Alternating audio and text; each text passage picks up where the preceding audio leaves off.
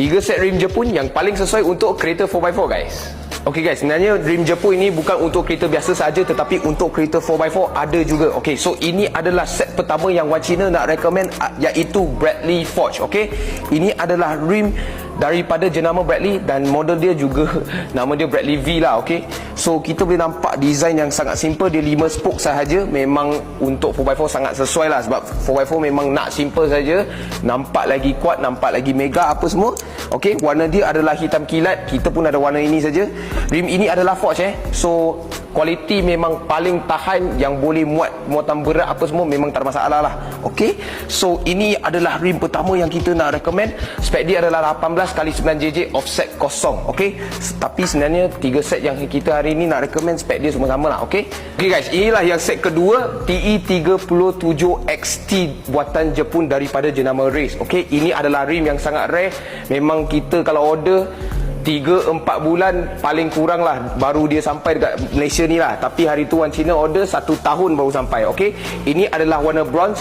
Hari tu yang warna hitam kita dah jual, tinggal warna bronze ini lah. Bronze ini baru sampai saja. Spek dia adalah 18x9 offset kosong juga. Okey, kita boleh nampak bibir dia yang nampak dalam ni, bagi rim ni nampak lagi ke dalam.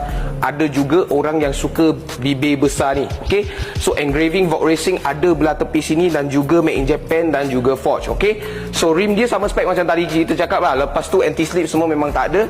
Okey, memang banyak orang cari TE37 buatan Jepun kerana dia sangat-sangat sesuai untuk kereta 4x4 yang korang nak cari Japan style lah. Okey, nampak? So bergerak kepada set yang ketiga, iaitu TC105X WRV daripada jenama Westport. Okey, ini adalah rim buatan Jepun juga. Okey, kalau pasangkan rim ni memang nampak JDM lah, bukan saja JDM dan juga Thailand style. Sebab Thailand style memang semua orang pasang rim ni juga.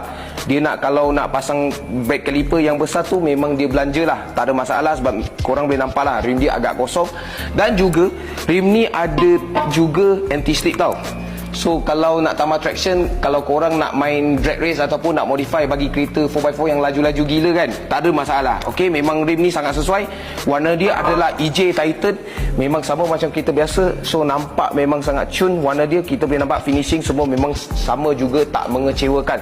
So itu sahaja untuk video kali ni. Kita nak recommend 3 set rim Jepun yang sangat sesuai untuk kereta 4x4 kepada korang. Kalau korang suka video kali ni, tolong like, share dan komen dekat bawah apa yang korang nak tengok seterusnya. Macam biasa, cari rim, cari Wan Cina. Thank you guys.